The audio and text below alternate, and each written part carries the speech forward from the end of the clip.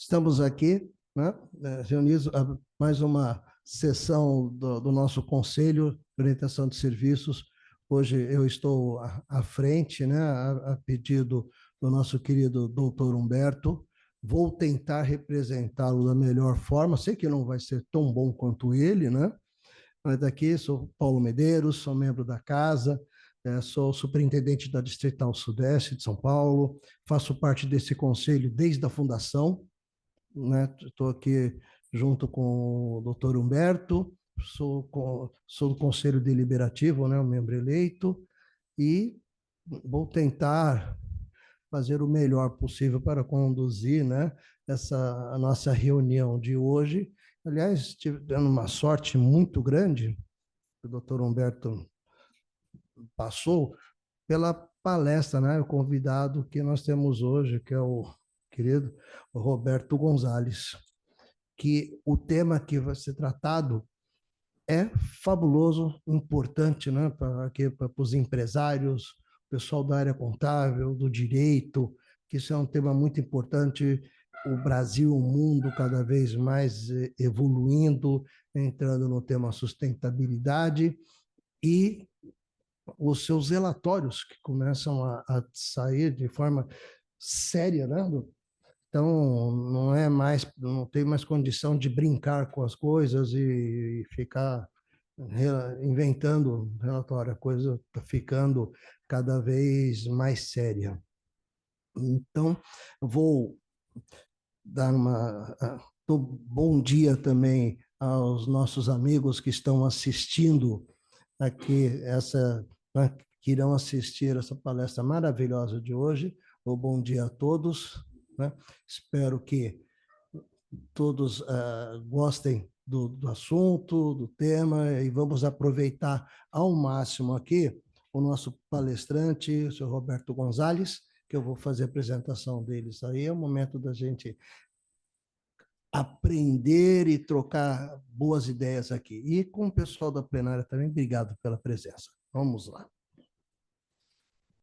Roberto Gonzalez, administrador com pós-graduação em mercado de capitais na USP, membro dos conselhos das empresas MCM Corporation, Revic Parts, é membro do Comitê de Auditoria e Ética do Grupo Empresarial Empório Saúde, Governance Officer da Fundação José Luiz Egídio Setúbal, em caráter pro bono.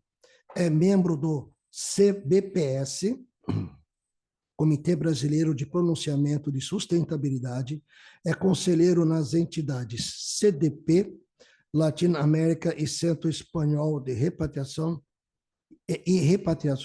de Santos, bem como secretário do Javaquara Atlético Clube, coautor nos livros Ética na Vida das Empresas, Depoimento e Experiências, Sucessão na Empresa Familiar, excelente tema, Conflitos e Soluções, e autor do livro Governança Corporativa, O Poder da Transformação nas Empresas.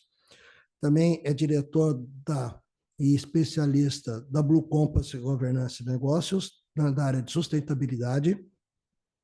Foi um dos idealizadores do ISE, Índice de Sustentabilidade Empresarial da B3. Então, estamos com a pessoa certa no lugar certo. Seja muito bem-vindo. Associação Comercial de São Paulo, uma 128 anos em defesa do empresário. Aqui, e muito obrigado por você estar aqui conosco, e o show é seu. Opa, não sei se vai chegar. Não sei se vai chegar um show, mas agradeço pelas palavras. É muito importante estar numa casa que sempre foi muito relevante ao empresariado paulista, não só ao paulista, mas ao Brasil como um todo, um reflexo grande do empresariado, e que sempre quer estar discutindo as coisas da vanguarda e a importância de incorporar coisas modernas de gestão, né? Então, acho que a casa está dando uns saltos bem positivos em discutir esses temas, são altamente relevantes, né? Eu vou fazer o seguinte, eu vou tentar ficar por aqui, porque eu acho que o espaço para poder andar é curto, então eu vou tentar ficar por aqui. Não, púlpito não. Púlpito não. Não. Deixa eu aqui. Eu só preciso saber onde está a apresentação. Pode clicar que... Obrigado. Agora, Valéria, eu posso agora Boa, pessoal. Vou a partir daqui agora, né? Isso. Obrigado. A nossa Valéria, que dá um apoio sensacional, aliás, agradecer sempre a nossa Sem, equipe. sem a Valéria não estaríamos aqui. Sem a Valéria não tem conselho. Então, ela falou que tem um delay aqui, mas deu certo. Bem, nós vamos tratar dessa questão dessa sopa de letrinhas aqui, ESG, IFRS e seus impactos na propriedade sustentável e na produção empresarial. Já começo de conversa, a gente tem que ver que tem algo diferente nessa sopa de letrinhas, né? Tem um E a mais, e tem um E a mais de propósito aí. Por quê? A gente, no mundo inteiro, não é só no Brasil, a gente fala de tudo que a gente acha que sabe, né? Então, a gente pega ESG e todo mundo vai falando da ESG, mas poucas pessoas leram o documento original do conceito, que nasceu lá em 2004, que concebeu. Antes de 2004, alguém já usava essa sigla? Já, mas não tinha concebido o conceito ela. E o conceito nasceu em 2004. E o conceito parte do pressuposto de que a boa prática econômica, financeira, contábil das organizações empresariais tem que ser refletida também na questão socioambiental. Porque apesar do mundo social achar que o financeiro é um cubo de gelo com um cifrão em cima, né? E que o ser humano que cuida disso não tem coração, não é bem assim, né? Mas também o pessoal financeiro acha que o pessoal das ONGs é tudo bicho grilo, também não é assim, né? Então, esses mundos estão conversando mais há muitos anos, estão se enxergando e se entendendo e se compreendendo, né? Então, o econômico já está parte do conceito. O conceito nasceu quando o Kofi Annan tomou uma iniciativa de não fazer esse processo dentro da ONU, porque a ONU é burocrática demais o processo, né? A gente está vendo agora um movimento na ONU, porque se 192 países aprovarem, a resolução fica aprovada, né? A resolução que o Brasil apresentou. Mas é um movimento difícil, mas está sendo tentado porque já foi há pouco tempo a Rússia vetou a resolução e a Assembleia votou a favor da resolução, né? Então está se tentando agora o movimento de novo, mas é tudo mais difícil. Então, Kofi Annan falou o quê? Bem, essa vai ser uma iniciativa da Secretaria-Geral da ONU. Então, não foi uma iniciativa da ONU, foi da Secretaria-Geral, que é a presidência da ONU. E chamou quem? Chamou 50 entidades do mercado financeiro internacional. 21 toparam participar da discussão, outras não. E elas toparam participar por quê? Porque o valuation não estava correto. Todas elas utilizavam as métricas tradicionais e os valuations cada vez mais imprecisos. E aí chegou-se à conclusão que as variáveis socioambientais impactavam o valuation. E eu não sabia o que fazer. E essa foi a grande discussão de 2004, quando nasceu o conceito ESG. E por que eles não colocaram ele econômico? Porque acharam que não era necessário. Eu acho que foi um equívoco da época, inclusive. Porque é um equívoco, porque tem gente hoje que fala as empresas têm que ter uma governança econômica, financeira, contábil e tem que ter uma governança socioambiental. Então, é uma governança só. Então, por isso a sopa de letrinhas. E o IFRS, para variar, também ajuda a desconstruir algumas coisas. O International Financial Report Standards, né? Padrões Internacional de Contabilidade, o que acontecia antes do IFRS, que era a IASGAP, Padrão Internacional de Contabilidade, todo mundo falava em demonstração contábil. Aí, quando veio o IFRS, as pessoas quiseram mudar o nome. Em vez de demonstração contábil, começaram a usar demonstração financeira. Olha como as letrinhas impactam a nossa vida, né? Aí, quando você fala assim, qual a diferença de demonstração contábil para demonstração financeira? A diferença é, sem falar nome de empresa, uma empresa no interior do Brasil, grande, do Vale do Paraíba, não vou falar mais nada, senão fica difícil. A gente queria incluir informações de demonstrações contábeis da empresa e fomos conversar com o sócio de uma grande empresa de auditoria e ele falou o seguinte, isto não é informação financeira, então não tem que estar na demonstração financeira. O sócio falou isso. Aí foi um deu-nos a conta para explicar que aquilo é uma demonstração contábil e na demonstração contábil, informação não financeira também entra. Então a mudança do nome faz com que as antas aflorem. Entendeu? Esse é o problema, né? Porque é uma anta, não tem outra explicação, né? Então a demonstração contábil sempre compreendeu informação financeira e não financeira. Mas aí quando você mudou o nome para demonstração financeira, algumas pessoas vão dizer, não, então só tem que ter o que é financeiro. O que é pré-financeiro não tem que estar lá. E quando a gente fala de socioambiental, a gente está falando muito de pré-financeiro. Então, isso é para começar com as sopas de letrinhas. Você comentou da importância dos relatórios, da publicação de relatórios, né? Então, você tem um privilégio hoje de estar aqui, né? Uma honra muito grande. Está aqui o Vladimir Rioli, que fez o primeiro banco no Brasil a publicar informações contábeis junto com informações socioambientais, né? Foi ele que fez isso no setor, foi o primeiro no estado de São Paulo, o primeiro banco, porque a Nitrofértil tinha publicado antes, né? Mas foi o primeiro banco do Brasil, não tinha nenhum banco antes publicado, né? Então, e ele sempre entendeu a importância de integrar as informações. Sabe quando isso? Começo dos anos 90, certo? Olha só, se a ideia dele tivesse prosperado, quanto avanço nós não teríamos tido hoje, né? É por isso que a gente tem que dar mais valor aos pioneiros, sabe? Os pioneiros têm que ser mais valorizados. A gente está conversando sobre isso, né? Então, vamos continuar aqui, senão eu não ocupo o tempo. Até que foi rápido, viu? Um pouquinho de lei. Uma coisa importante que o conceito traz, que a gente quer discutir, essa questão hoje toda de sustentabilidade, responsabilidade social, a informação tornada pública, é esse conceito das Blue Zones. São 5 regiões do mundo, né? Até quem fala com muita propriedade sobre isso também está aqui, que conhece bastante, fala com propriedade, é o Marcelo Espadoto, sabe bem falar sobre essas 5 regiões. Mas tem Okinawa no Japão, tem ali a Sardenha, mas uma que é muito estudada é a Nova Linda, na Califórnia, porque é uma região urbana. Então, mostra que é possível ter qualidade de vida mesmo no mundo como São Paulo, para a gente falar, né? Porque é difícil, a gente às vezes faz assim, uma região agrária talvez seja mais fácil, tá? Então, é um conceito de qualidade de vida. E quando a gente une essa questão socioambiental e a questão financeira, é que a gente quer integrar qualidade de vida e que ela seja prestada contas pelas organizações. Então, esse conceito é muito importante. Quando a gente fala de governança, quando a gente fala de responsabilidade social, de sustentabilidade, a gente quer trazer o conceito de qualidade de vida para o empresário, a gente quer trazer o conceito de qualidade de vida para quem ele contrata, para quem fornece para ele. O empresário, muitas vezes, está sobrecarregado, né? O pequeno empresário, eu brincava antes, né, que agora tudo é muito tecnológico, ele abre a porta de ferro às 8 da manhã e fecha no final do dia. E chega em casa exausto. Ele não tem qualidade de vida, ele tem que ter qualidade de vida, empresário, né? Meu pai foi dono de restaurante, e meu pai não dizia que era empresário, ele achava que empresário era uma palavra muito chique. Ele falava que ele era comerciante, né? Mas tinha 60 empregados, né? No restaurante. E ele, meu tio. E era isso, era desgastante, era cansativo. Ainda mais um restaurante à beira da Praia de Santos, então trabalhava muito final de semana também. Eu tive pouca presença do meu pai nos finais de semana por causa disso, por causa do trabalho, né?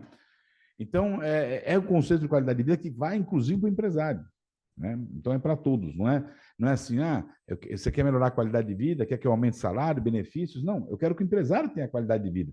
Ele não pode só propiciar qualidade de vida para quem trabalha com ele e ele não ter, né? Esse é o principal ponto muito importante que a gente tem que ter em mente.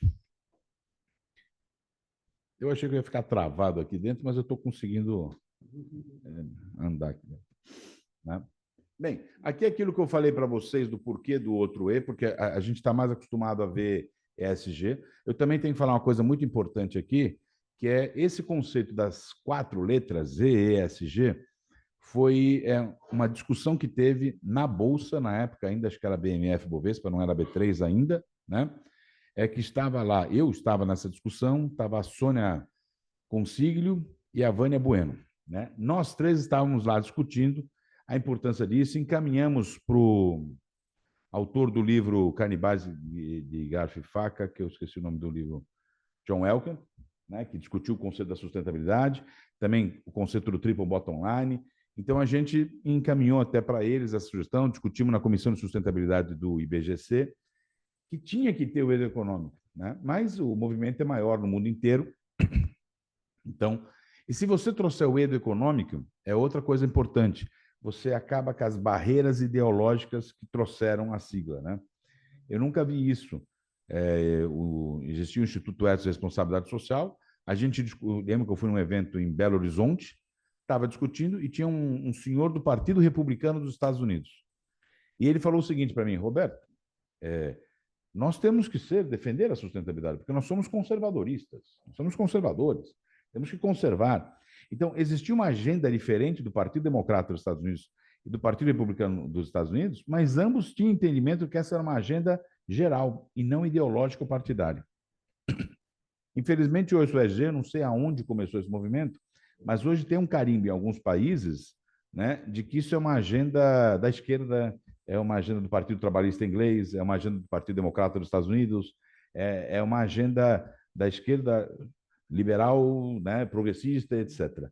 O que é um grande equívoco, um grande erro, porque isso não é agenda de ninguém, isso é uma universal. Só que você pode ter óticas diferentes de analisar e estudar o assunto. Mas isso não tem direita nem esquerda, isso é para todos, né? Esse é um ponto importante que fica. E se você colocar o Edo econômico, eu acho que isso também quebraria e impediria essa barreira ideológica. Quando o BlackRock começou a desenvolver a agenda, BlackRock, para quem não sabe, ele é um dos maiores ou maior fundo de investimento do mundo, tem alguns trilhões de dólares na sua carteira de investimentos, né? E a partir de 2012, ele começou a mandar uma carta para todos os CEOs de empresas que ele tinha recursos investidos, né? E a partir de 2018, ele começou a tocar na agenda ESG, que ele queria que as empresas investidas tivessem essa agenda. E por que ele fez isso? Porque ele é bonzinho? Porque ele é Madre Teresa de Calcutá? Não, porque ele é pragmático. Ele viu que existia risco e não seguia essa agenda. Qual foi o erro? As pessoas começaram a achar que o Larry King era um militante da causa. Ele não é militante da causa, nunca foi, eu sempre falei isso. Ele é pragmático. Então, quando ele retrocede em relação ao petróleo, o pessoal fala assim, tá vendo? Não, mas nunca ele foi militante, gente. Ele é pragmático. Se ESG ganha dinheiro, ele está lá. O Fábio Barbosa falava isso. O ESG não tem que ser uma coisa, um pedaço do banco. Ele presidiu o ABN no Brasil, né? Depois o Santander. Não tem que ser um pedaço. O banco inteiro tem que pensar de forma sustentável. E você não vai fazer sustentabilidade, ele falava o termo sustentabilidade na época, né? E você não vai fazer sustentabilidade porque é bonzinho, porque você vai fazer porque isso é rentável. Ser sustentável tem que ser rentável, senão ninguém vai ser sustentável. Era a frase que ele falava. E é isso. As coisas têm que estar juntas. Então não tem um militante da causa. O presidente do BlackRock, ele tem que dar maior rentabilidade para os seus acionistas. E quando ele entendeu que a agenda ESG era relevante, ele começou a pedir práticas disso e reporte disso. Aí a gente vem de novo para o IFRS. Então temos que ser bem pragmático. Isso é porque se acredita que tem que se fazer negócio dessa forma. Medeiros, eu vou falar para você fazer uma analogia. É uma analogia, não é 100% igual.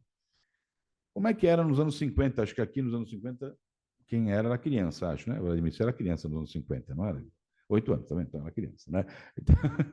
Então, eu não era nascido, mas quem está aqui era criança nos anos 50. Nos anos 50, começou o movimento da qualidade. Qualidade, qualidade, qualidade, qualidade. E se você pegar a imprensa da época, muita gente falava que qualidade ia quebrar a empresa, que não dá para ser o exímio da qualidade. Tinha discussões sobre qualidade, discussões sobre certificações de qualidade. Hoje você não discute isso. Hoje você tem que ter qualidade, ponto final. Hoje você discute quem tem mais qualidade. Eu falo que o movimento ESG vai passar pelo mesmo caminho que a qualidade passou. Todo mundo vai ter que ter, uns mais, outros menos, mas não dá para ficar sem. A gente vai trilhar um caminho parecido com isso.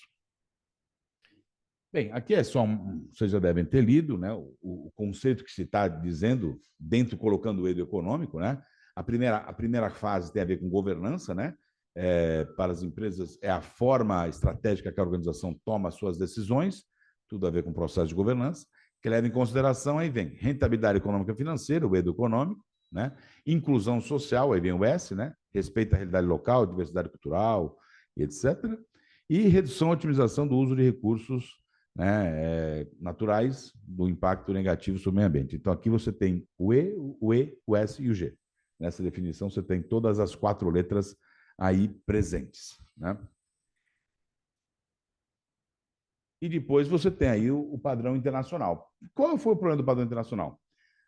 Eu vou fazer uma analogia também com o que aconteceu no Brasil, e aí, se eu estiver falhando em alguma informação, o Vladimir me corrige aqui, né? No final dos anos 60, antes da lei das SA de 76, da CVM, cada empresa publicava o balanço que bem entendia. Então, eu não conseguia comparar uma Sadia com a Perdigão. Na época, eram empresas separadas, né? Então, eu não conseguia comparar. Então, era um inferno. Né? Como é que eu vou fazer análise se eu não consigo comparar?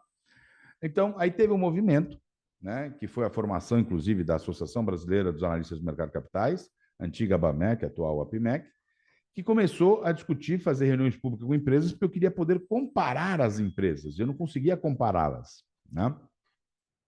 Isso ocorreu no Brasil, final dos anos 60, começo dos anos 70. E por que eu falei isso nesse momento histórico? Falei tudo certo, Vladimir? Errei alguma coisa? Falei, não. Sim, por favor. Só liga teu microfone, senão o pessoal da internet não te escuta. Aperta o botãozinho. Esse aí, esse. Quando eu entrei no mercado de capitais, foi em 1967, o balanço não era obrigado, não tinha muitas obrigações, tá? Mas não era obrigado a pôr o faturamento, porque isso era considerado estratégico para a empresa. Então, você começava com o valor, resultado bruto, do lucro bruto. Então, o balanço tinha, no máximo, 10 linhas. Normalmente, tinha 6 linhas só. Era tudo juntadinho, mas não podia fazer... Foi uma briga dos analistas, etc., pressionando o Banco Central, porque não tinha CVM na época, para poder, pelo menos, fazer o faturamento. E aí foi implantado, depois de 3 anos, o faturamento. Para você ter uma ideia como era primário essa coisa de análise da empresa, análise financeira da empresa. É isso aí. E aí a Bolsa cresce por causa de tudo isso que aconteceu, né? Você tem mais acesso à informação, tá? Então a Bolsa vai se desenvolvendo. Então, isso é acesso à informação. Bem, aqui no Brasil, tudo assim, né? Quando o Código de Defesa do Consumidor foi implantado, se achava que não podia dar informação em prazo de validade porque era informação estratégica. Hoje ninguém imagina um negócio desse, né? Mas lá nos anos 90, né? Então, por que eu fiz esse recorte histórico do final dos anos 60, 70 para o Brasil? Porque o mundo inteiro, cada um tinha contabilidade que bem entendia. O pessoal brincava que a Alemanha, a contabilidade era de ponta cabeça. Para eles, a nossa era de ponta cabeça. A gente pode esquecer que a Alemanha teve uma coisa que o Brasil não teve ainda. Mais de 1000% de inflação ao mês. No período pré-nazismo. Né? Elas tiveram uma inflação totalmente absurda. Né? Então, eles dão muito valor ao tangível. Então, era invertido o balanço deles lá. E aí, como é que eu vou analisar empresas de diversos países com a globalização geral? O que aconteceu no Brasil no final dos anos 60 e 70, por analogia, situações diferentes, lógico, aconteceu com o mundo. Então, eu tenho que conseguir comparar. Os Estados Unidos, para variar um pouquinho, o resto do mundo não existe, então o padrão contábil dele, o S-GAAP, tem que ser o padrão para o mundo inteiro. E aí os europeus viram, não, a gente tem que lançar um padrão contábil internacional que seja aceito por todos. Então, opa, vamos ter o nosso S-GAAP aqui, que a gente fala que é internacional, mas é nosso, vamos abranger um volume de países maior. E aí nasce o conceito de IFRS, que é um padrão contábil internacional para todos, que com o passar do tempo chegou nas pequenas e médias empresas também. Né? E o que eles pensaram? Que aí foi uma grande sacada deles.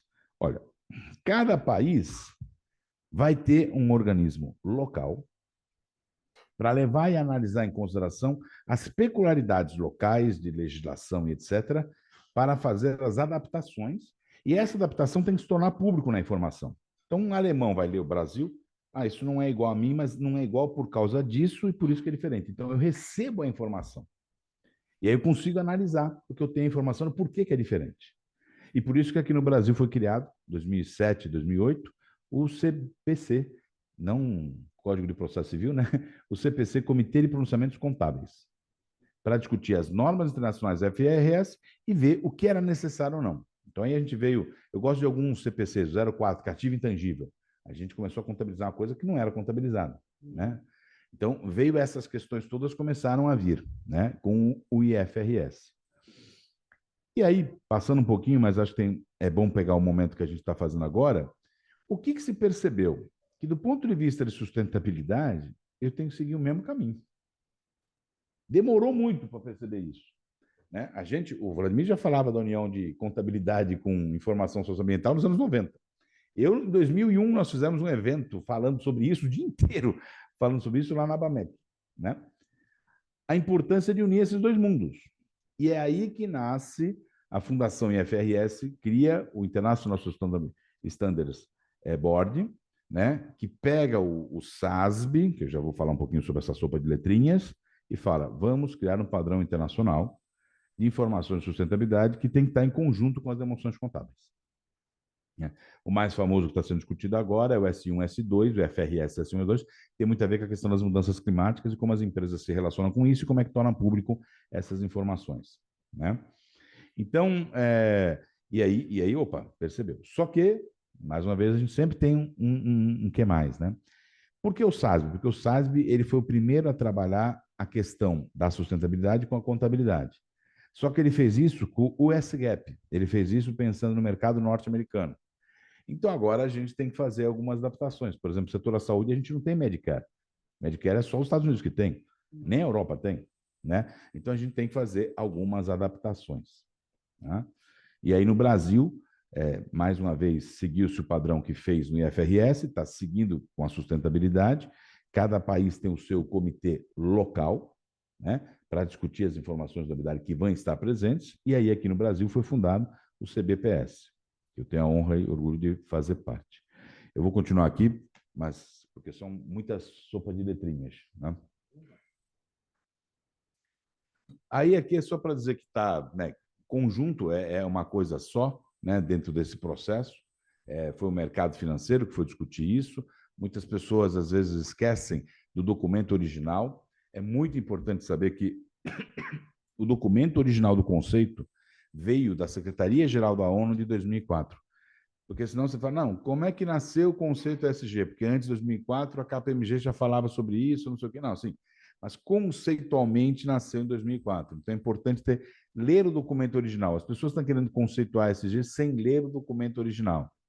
Por que é importante ler o documento original? Porque lá se parte do pressuposto da excelência em qualidade de informação econômica, financeira, contábil.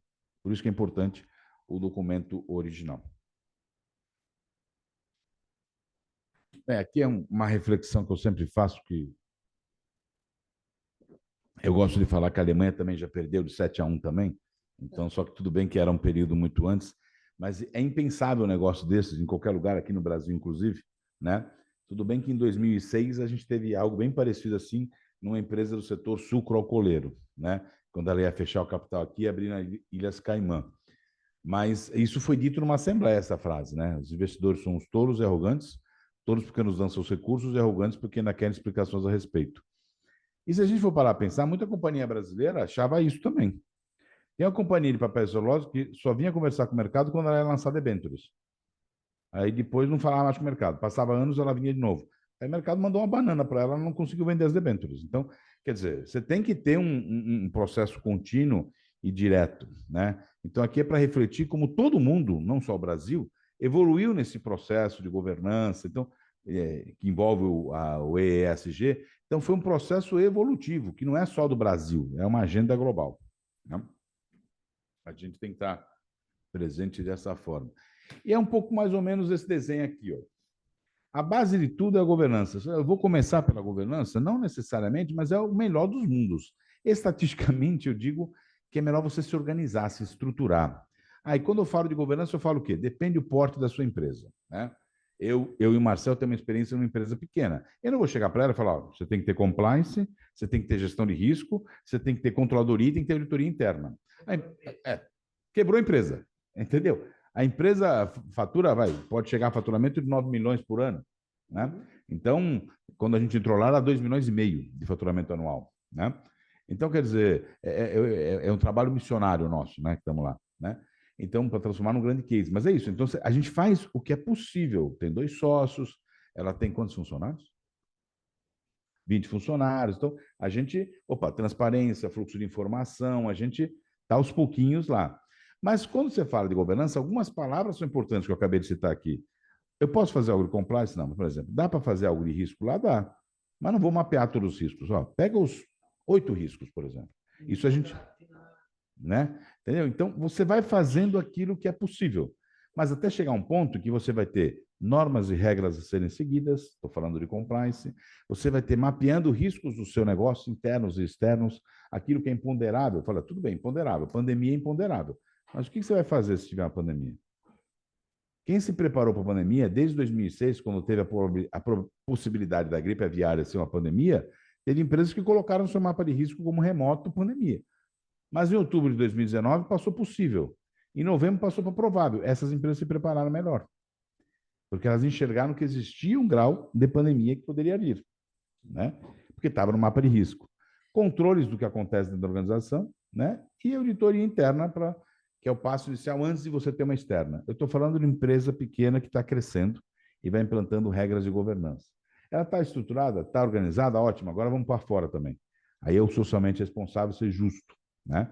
Pensando. Para a empresa existir ao longo do tempo. Eu fico pensando, você pensou se a Saint-Gobain hoje ainda quisesse ter trabalho escravo? Ela estaria no mercado? Mas ela teve lá atrás, quando ela foi constituída, para fazer os vidros do Palácio de Versalhes, né? Entendeu? Lá. Mas ela teve que mudar. Então a gente tem que estar preparado para as mudanças, né?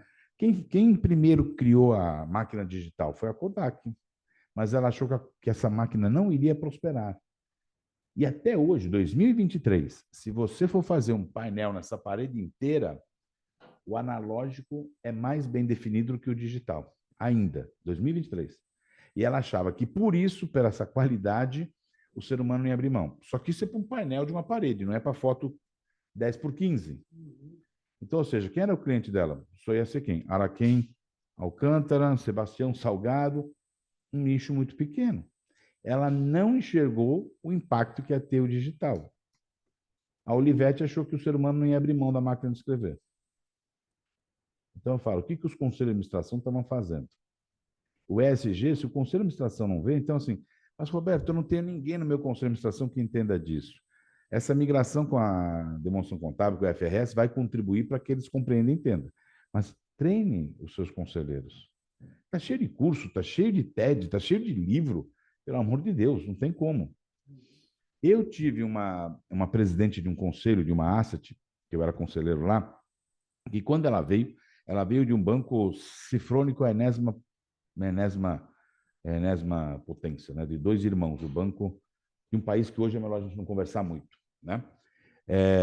E aí ela tinha que entender, porque ela tinha que presidir o fundo que falava sobre esse assunto, né? Aí como é que ela ia fazer? Como é que ela ia fazer? Gente, tacamos o livro para a mulher, tacamos o curso para a mulher. A mulher depois ficou porta-voz do tema. Então, se tinha um conselheiro seu sabe do tema, ensine-o, capacite-o, prepare-o, né? E essa junção com a demonstração contábil vai contribuir, porque todos na empresa vão ter que saber analisar, né? A diretoria vai ter que saber compreender e entender isso, o conselho de administração vai ter que aprender e compreender isso, não vai ter jeito, né? E isso está na hora. Com a pandemia eu mudei para Santos, né? Já que ele está falando em ESG, a gente também tem que falar em qualidade de vida, né? Mas eu subi terça-feira e estou aqui porque o que tem essa semana foi congresso de tudo. Foi congresso do Instituto Brasileiro de Governança Corporativa, foi congresso dos hospitais privados, foi congresso do Conselho Empresarial Brasileiro para o Desenvolvimento Sustentável, foi congresso dos fundos de pensão. E o que estava presente nos quatro é ESG. Além de outros assuntos, evidentemente, né? Mas estava presente. Por quê? Porque é imprescindível. Se tornou imprescindível. Não vou voltar muito tempo no tempo. Há 10 anos atrás, se esses congressos ocorressem na mesma época, você não tinha a fala sobre ESG, sustentabilidade, não ia estar primeiro. Um ou outro talvez falasse do assunto. Eu estou te falando de 4 eventos que ocorreram na mesma semana, de assuntos diferentes, tudo bem, governança, né? Tem a ver, hospitais, previdência privada e tudo bem, o Conselho Empresarial Brasileiro para o Desenvolvimento Sustentável. Os 4 ESG estavam na agenda. Nos fundos de previdência estava na agenda, dos hospitais estava na agenda, ou seja, 2 que não têm vínculo direto com o tema estavam na agenda, além dos outros 2 que têm vínculo direto. É essa a realidade que a gente está vivendo hoje. Ou o empresário se prepara para isso, ou uma pessoa falou, Roberto, nunca mais fala essa palavra, mas eu tenho que achar um sinônimo mais bonitinho. Ou vai tomar na tarraqueta. Ela falou, não, tarraqueta é uma palavra feia. Mas vai dançar, entendeu? Então tem que se preparar para isso, né? E você tem que criar uma agenda. Aí você fala assim, Roberto, por onde eu começo? Começa. Tem N caminhos para você começar. Você pode começar por RH, pode começar. Ah, não, como é que é o lixo? Como é que é o fluxo de tomada de decisão? Você tem 4 letrinhas para você saber. Fala, mas o econômico financeiro não precisa. Não sei. Pode ser que precise. Você ainda está usando Excel? Ontem eu soube de uma empresa que fatura 80, 800, 960, é isso? Não. Quase um bilhão por ano. E ela ainda usa Excel. Ela não tem sistema. 1 bilhão. Ela não tem controles. 1 bilhão. Tudo bem que é uma holding com 7 empresas. Tudo junto dá um faturamento de 1 bilhão. Eu falei, gente, como é que pode? Um dia o castelo de cartas cai. Você vai montando castelo de cartas, vai pondo cartas, vai pondo cartas, vai pondo cartas, né? E, tá dando certo. Não vou, Roberto, deixa o Excel aí, tá funcionando. Mas um dia cai. Quando cai, desmorona o castelo inteiro. Esse é que é o grande problema. Né? Essa aqui é uma visão antiga que se tinha sobre sustentabilidade, e como vocês podem ver aqui, os maiores círculos estão sozinhos. O econômico está sozinho, o ambiental está sozinho, o social está sozinho. Quando eu vou fazer uma grande estação de tratamento de efluentes, então ficar na intersecção entre o econômico e o ambiental, que é econômico e ambiental. Eu vou fazer um grande processo de coleta seletiva de lixo, envolvendo conscientização dos funcionários, ou fazer a montanha do lixo, como a indústria farmacêutica fez em Guarulhos, que isso motivou a política pública que fez na Câmara Municipal de Guarulhos ser aprovada uma coleta seletiva que não existia na cidade, né? Socioambiental. Ou vou fazer um grande plano de treinamento, de capacitação interna socioeconômica. É onde está a sustentabilidade? Naquela intersecção dos três círculos, ou seja, o menor de todos. Isso era a visão antiga. A visão moderna é o mobile. Eu, como tenho uma filha de 12 e uma de 2, a de 2 ainda tem o mobile, né? Está no processo de sair do berço, mas ainda tem o mobile lá, né? Então, o mobile é o seguinte, qualquer peça que você mexa, mexe a empresa inteira. Então, você tem a peça social, que está ali representado pelas pessoas, né? É só uma representação gráfica. Você tem a peça ambiental representada pela folha e uma peça econômico-financeira representada pelo cifrão, né? E a governança regulando esse processo inteiro, né? Ou seja, eu tenho o EESG mesmo, né? As 4 letras aí presentes. E aí, ou seja, não é uma intersecção de círculos, tudo está interligado. Se eu mexo com um programa de treinamento com os funcionários, isso pode impactar na questão financeira e impactar como é que as pessoas vão proceder em relação a resíduos dentro da empresa. É isso que se entende hoje. Eu tenho que tomar uma decisão integrada. E é por isso que algumas empresas montam grupos de trabalhos com visão de integração para seja reportado, seja no conselho ou seja na direção. Então, por exemplo, um comitê ESG dentro do conselho de administração, ele vai entregar a visão integrada do ponto de vista estratégico e vai descer. Aí eu tenho as diretorias separadinhas. Cada caixinha, o cara cuida da sua caixinha. Mas aí eu crio já que eu tenho um comitê dentro do conselho, eu tenho uma comissão na diretoria, que é o representante de todas as diretorias, para ter uma temática presente igual na empresa inteira. Aí você fala, Roberto, isso não é utopia? Não, o Itaú faz isso, então não é utopia.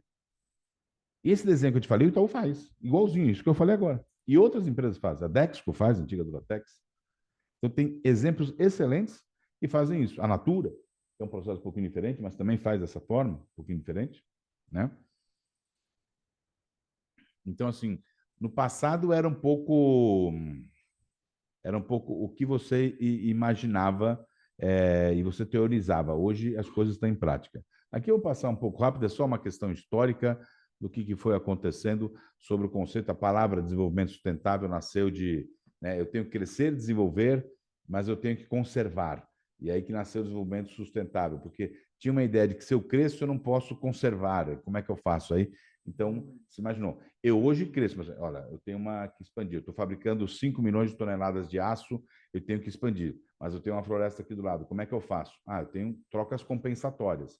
Eu tenho termo de ajustamento de conduta. Eu tenho que compensar para desflorestar isso aqui, eu tenho que compensar de alguma forma. É assim que se funciona. Ninguém está imaginando que nós vamos voltar para o tempo das cavernas. Não, não é isso.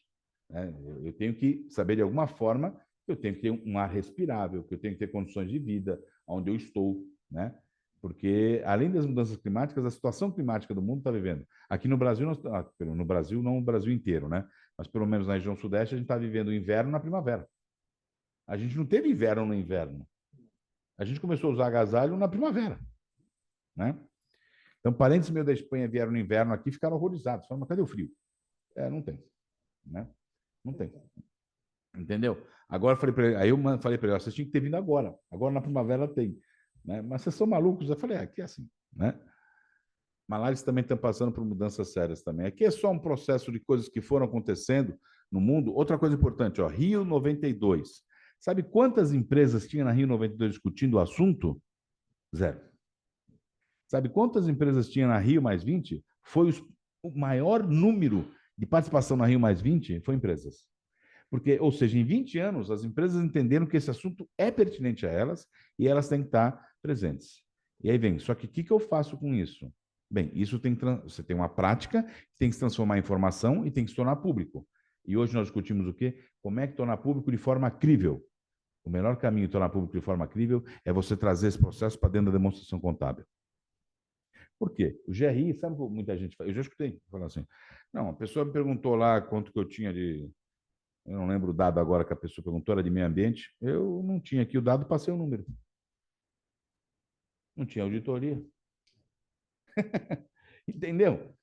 Então, não pode isso, né? Mas isso é uma realidade presente. Aqui era para aparecer todos, não sei por que está um de cada vez. Acho que... Bem, o protocolo do Kyoto, né, que a gente acompanhou, é importante para nós aqui o de 99, porque foi quando foi criado o Dow Jones de Sustentabilidade, um índice de empresas que congrega, bem, o principal índice de mercado de capitais do mundo, né, Dow Jones, criou uma divisão de sustentabilidade, onde congrega empresas que têm boas práticas de governança e sustentabilidade, né? Ainda em 99, nós fomos lá na Bolsa, na época a Moema Muniz era a diretora, fui eu, o Vladimir estava nessa reunião também, para discutir a formatação de um índice para o Brasil. Mas na época não tinha nenhum índice de governança corporativa, se achou que o Brasil não tinha, porque o Dow Jones ele é best in class, então é as melhores do setor. Aí você vai fazer no Brasil, vamos fazer best in class? Vamos. Quantas empresas do setor de cosméticos temos na Bolsa? É uma. Então, obrigado, Valério. Então, best in class de uma é quem? Né? Então, a gente tem alguns setores com muitas empresas, mas tem setor que não tem. Então, não dá para fazer, diferente dos Estados Unidos. Né? Então, tanto é que o nosso, quando foi criado em 2005, a gente teve que comparar banco com serviço. E no primeiro ano, os bancos nadaram de braçada. Aí a gente colocou, opa, tem que colocar corresponsabilidade no crédito, tá? Então, a gente viu isso, né? O processo. O GRI, que nasceu em 97, que veio o GRI? Pessoal, todo mundo no mundo, cada um está publicando o seu informe socioambiental. Vamos criar uma uniformidade disso? Nesse momento, ele não está pensando em mercado de capitais, ele não está pensando especificamente em demonstração contábil. Eu tinha que tomar meu remédio, mas eu esqueci em casa. Então, não vou tomar. Né? O que aconteceu com o GRI? Ele percebeu que cada mundo falava de uma coisa. Vamos criar uma uniformidade? Só que aí eles tinham diversos agentes que queriam informações sobre as empresas. Então, não era só o investidor. Então, o GRI nasce para todo mundo que quer informação da empresa, de questões socioambientais. Né? Então, sindicatos, associações de classe, toda e qualquer entidade, todo e qualquer público que queria informação. Então, o GRI não teve o viés específico para investidor, específico para demonstração contábil. Né? Mas foi um passo muito importante e relevante para você ter uma padronização internacional de informações socioambientais que eu possa comparar. Eu posso pegar, por exemplo, a Petrobras, a Shell, a Exxon, e aí eu consigo comparar as empresas. Né? Isso foi um movimento importante. Aí teve o Pacto Global, que até hoje tem, as metas do milênio, que a gente não alcançou nenhuma delas. O CDP nasce, que é o Carbon Disclosure Project na época. Eu faço parte do conselho, como você leu, aqui no Latinoamérica, foi iniciativa de pegar as empresas que relatavam sobre as suas emissões de carbono. Né? E aqui no Brasil foi o IBRX 100, né? Então, pegar as empresas e criar um índice vinculado com essas empresas e reconhecer essas empresas. Né? Aí nós temos 2003 Princípios do Equador. O que é isso? Começou assim, ó, empréstimo de 50 milhões, você tem que ter informes socioambientais. Tem um famoso caso, não sei se é Costa Rica ou Guatemala, que uma hidrelétrica ia ser construída e aí acharam um sapo azul. Aí foram fazer uma análise do que era aquele sapo azul. Aí viram que se a hidrelétrica continuasse, o sapo azul corria o risco de extinção e ia ter um problema sério na lavoura com gafanhoto ou coisa do tipo. Então não podia, tinha que preservar o bendito do sapo, porque senão ia ter um problema de alimento. Então o projeto foi parado. Porque eu tenho que analisar toda a conjuntura. Quando um analista de um fundo de investimento falou assim, por que vocês se preocupam tanto com esse negócio de peixes numa pequena central hidrelétrica para uma empresa de energia de Minas Gerais, estatal? Ele falou assim, não, é que se a gente não cuidar direto desse processo todo da piscicultura, eu posso ter parada nas minhas turbinas. E parar uma turbina numa hidrelétrica é um inferno. É um caos, né? Não é só que para a geração de energia. Aí o analista falou, então continue cuidando dessa piscicultura aí. Por quê? Porque ele enxergou pragmaticamente que a ação ambiental desenvolvida era importante para o negócio. Eu falo que o pragmatismo é que vai fazer com que a gente evolua nessa agenda. A utopia não nos leva. Aí vem o documento, pode falar, Rafik. É só um depoimento aqui que eu achei interessante, do ponto de vista histórico. Em 1990, eu estava em Chicago, nos Estados Unidos, e em visita ao Chicago Tribune, saindo, tinha um viaduto, tinha uma manifestação tipicamente americana, os caras com aquelas coisas, tabuletas na mão, tal, fila indiana, e era uma organização, uma ONG, fazendo um trabalho de divulgação que eu achei curioso na época. Então, fizeram um ranking, estava distribuindo um livreto, pequeno livrinho assim, ó, tinha um ranking das 500 maiores empresas americanas. E ali tinha um gabarito onde evidenciava a qualidade, né, de consumo daquelas corporações ali. E atribuíam nota, quer dizer, a empresa que atendesse aquele gabarito em sua integridade estaria sendo recomendada, era recomendada para os consumidores. Aquelas que não atendiam levavam um tipo de uma indicação para que não houvesse consumo dos produtos daquela empresa. Então, era tipo gabarito assim, se a empresa praticava ações de diversidade, contra racismo, se praticava proteção do meio ambiente, enfim, é o que tudo hoje que nós estamos vendo, discutindo em ESG, em 1990. E essa entidade chamava-se Shopping for a Better World, quer dizer, ela trazia isso já elencado, esse gabarito, como uma forma de sinalizar para as empresas a necessidade de alteração de diretrizes do ponto de vista estratégico. É só esse comentário aí que eu acho que é... É importante essa questão do consumidor final. Na Itália, eles exigiram que todo produto de aço viesse a procedência do aço, porque começou um boicote, não é a embalagem, ó, não estou nem falando do produto, estou falando da embalagem. Aonde foi produzido essa embalagem, dependendo de onde foi produzido, eu não vou comprar o seu produto. Só que eu tenho que saber de onde foi produzido. Então, eles obrigaram a que viessem a procedência do aço. Porque se foi produzido em um país onde tem trabalho análogo à escravidão e etc., eu não vou comprar. Então, mas para isso tem que ter informação. Então, eles exigiram que os produtos que tivessem usado aço como a sua embalagem, viesse a informação qual é a procedência dessa embalagem. É a história da Nike em relação à bola produzida na Índia.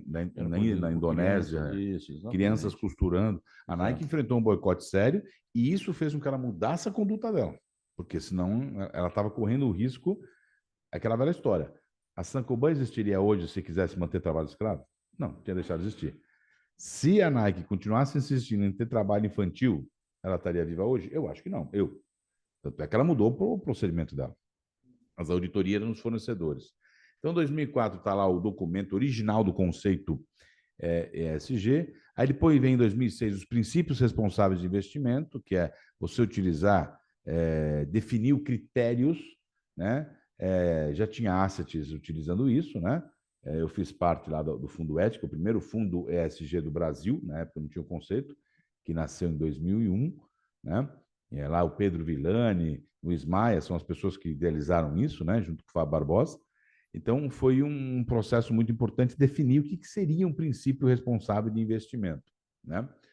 Aí depois vem o conceito de relato integrado, que nós estamos falando aqui, unir a informação contábil com a informação socioambiental. Nasce o Movimento Internacional em 2010, onde as auditorias fazem parte, as comissões de valores imobiliários do mundo inteiro fazem parte, né, para discutir isso. Quem define padrões internacionais de contabilidade fazem parte. Nasce o SASB, que eu falei, que é a grande referência ainda hoje, de unir a questão de informação socioambiental para dentro da informação contábil, com viés mais Estados Unidos, mas ele tem estratificado indicadores para 77 setores, que se você juntar dá 11 macrosetores. Por exemplo, saúde tem lá prestadores, tem as farmácias e drogarias, tem as operadoras planos de saúde, são 6 setores dentro do macrosetor saúde, por exemplo, né? Eu digo isso porque eu coordeno o setor saúde, por isso que eu sei. Aí vem a Rio +20, 2012, com aquela diferença que eu falei, né? De um volume de empresas em 2092, zero. Zero. Você pode levantar, você não vai ver. Você vai ver agências governamentais, você vai ver ONG, zero. Em 2022, um dos maiores participantes foi as empresas. Para mostrar que elas tinham algo a dizer, tem algo a fazer. Ah, Roberto, mas tem muita bullshit aí. Lógico que tem. Na qualidade também tinha, entendeu? Mas aí você está num processo evolutivo, né?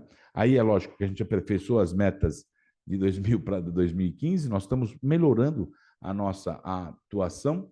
Aí vem a questão do clima, que amplia a sua agenda dentro do mundo, a BlackRock, que é a grande referência de investidores pela agenda. Aí vem o Fórum Internacional. Outra coisa importante, eu não lembro em que ano foi, 2003, se eu não me engano. Eu não sei se existe ainda aquele jornal da Gazeta Mercantil com eu esqueci o nome da jornalista agora, né?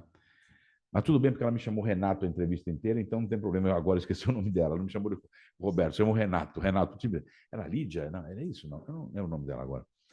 Mas ela falando assim, está tendo Fórum Econômico Mundial em Davos e aqui em Porto Alegre está tendo Fórum Social Mundial. E o que você acha disso? Eu falei, então, eu acho horrível. Eu acho bom vai ser o dia que tiver um fórum só, né? Porque essas agendas têm que estar juntas. Eu falei isso lá em 2003, né? Agora a gente teve o Fórum Econômico de Davos 2020, a agenda toda foi socioambiental. Mas por quê? Porque eles são bonzinhos, porque eles quiseram virar matérias de voltar? Não, porque eles detectaram que o social impacta. A economia não anda sem o social, não tem jeito. Né? Se você for nas escolas clássicas de economia, o social está presente. Eu não sei em que momento os economistas esqueceram de levar em consideração os seres humanos. Né? E aí aqui vem o IASB, né, que é a questão da IFR Foundation, organizando tudo, a estrutura de informação e sustentabilidade para dentro da contabilidade. E aí aqui é Brasil, está global lá em cima, mas é Brasil. Aí tem, em 1977, está o selo do balanço social, mas na verdade não é a melhor exemplificação disso. Ali foi um movimento, na verdade, da Associação Cristã de Dirigentes de Empresas, que fez, lá tem o RICA, tem aquela turma toda que discutiu, que as empresas tinham o dever de informar questões sociais. Nasceu de empresários cristãos de toda a natureza, né? Era uma entidade muito forte, tá? No mundo inteiro tinha isso, e nasceu porque nós temos que tornar público o que se faz do ponto de vista social. Depois veio o Pensamento Nacional das Bases Empresariais, né? Que também discute essa visão do que tem que levar para fora. Foi um grupo de empresários do BNDES que fundou o Instituto Ethos de Empresas e Responsabilidade Social. A CVM começa a discutir o assunto, né? Balanço social, a gente tem que discutir isso, não tem? Começa a abrir uma discussão. Nasce o Instituto Brasileiro de Governança Corporativa, que é o G da nossa letrinha. Na verdade, ele não nasce com esse nome, ele nasce com o nome de Instituto Brasileiro de Conselheiros de Administração. Só que aí eles perceberam que não podia ficar só em conselheiro, que governança era uma coisa muito maior, então eu tinha que ir além. Eu estou falando de história, Paulo, porque a história nos move. A gente só está aqui porque somos filhos da história, né? Eu falo que o Pai Nosso deu uma piscadinha para nossa mãe, ou o contrário, e por isso que nós estamos aqui, né? No futuro, talvez eu não possa falar essa frase, né? Mas hoje eu ainda posso, né? A ciência evolui tanto. Grupo de institutos, fundações e empresas. As empresas estavam meio perdidas, não sabiam o que fazer. Muitas criaram o quê? Ou institutos com o nome da empresa, ou fundações com o nome da empresa, né? Tinha fundações que já existiam muito antes, lógico, por exemplo, a Fundação Bradesco, que é a principal acionista do banco, né? Porque o seu principal acionista deixou as ações para a fundação, então ela é o principal acionista, né? Mas criou-se uma ideia de discutir estrategicamente a atuação social ambiental dessas fundações empresariais com vínculo com o negócio da empresa. Tá? E aí o Conselho Empresarial Brasileiro para o Desenvolvimento Sustentável, que é o Ethos, eu brinco que é o Ethos do Rio de Janeiro, né? Então, o CEBES é carioca, o Ethos é paulista, mas ambos fazem agenda muito semelhantes, né, em relação à responsabilidade social e à sustentabilidade. Em 2001 nasce o primeiro fundo, não tinha o conceito ESG, mas é o primeiro fundo que, então, olha, eu compro ações de empresas na Bolsa comprometidas com sustentabilidade e a governança. O Pacto Global aqui no Brasil foi criado, nasce em Brasil em 2003. Em 2005, nós já tínhamos dois fundos. Em 2001 nasceu o Fundo Ético, em 2004 nasce o Fundo Excelência Social, do Banco Itaú. Então, a Bolsa fala, opa, acho que dá para a gente discutir e criar um índice brasileiro. Ela chama entidades do mercado e cria. E aí, assim, todo mundo tem algumas coisas detalhadas. Então, por exemplo, foi feito um questionário para as empresas responderem. Qual o objetivo do questionário? Diferente do GRI, que eu falei que era diversos públicos, esse questionário é para um público específico, é para investidor. Aí tinha uma pergunta de um índice G lá. Eu falei, mas para que serve isso? Ah, é que tem um professor que está fazendo uma pesquisa. Desculpa, eu adoro professor, adoro pesquisa, mas pode tirar a pergunta. A pergunta não é para isso. As perguntas ali é para investidor, que agrega informação a esse público.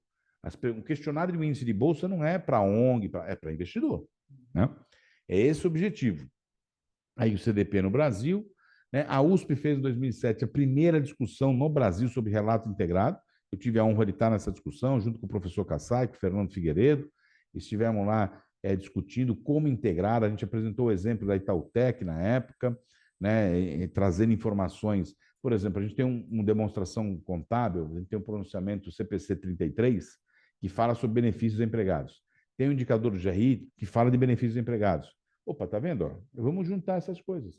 Eu tenho sobre fundo de pensão, eu tenho benefício definido, contribuição definida. Pô, também tenho contabilmente que fala isso, eu tenho no GRI que fala isso. Então, fazer esse processo de integração. Aí vem o Pensamento Nacional Política Nacional de Resíduos Sólidos. O Brasil tem no setor, até o Vladimir conhece um grande executivo que é amante dessa agenda, né, que é do setor de... Agora não se fala mais agrotóxico, é defensivos agrícolas, né? E o Brasil tem um processo que as embalagens são todas praticamente 100% recicláveis. Elas são recicláveis, que eu falo, são recolhidas, na verdade. O termo é isso, porque algumas obrigatoriamente por lei têm que ser incineradas. O processo todo da cadeia envolvendo o produtor rural, essas embalagens são todas elas recolhidas, porque foi força de lei. Então, ou seja, quando se quer, se faz. Né? Então, a lei contribui para isso. Aí são várias iniciativas que vieram no Brasil, né, que foram desenvolvidas, a regionamento do ISE, e aí vem o CBPS. Aqui se fala, porque como o nosso tema aqui é ESG e FRS, então a gente fala aqui o criador das normas vinculadas à sustentabilidade com impacto na financeiro contábil, que a gente já falou, mas com viés fortemente americano, né?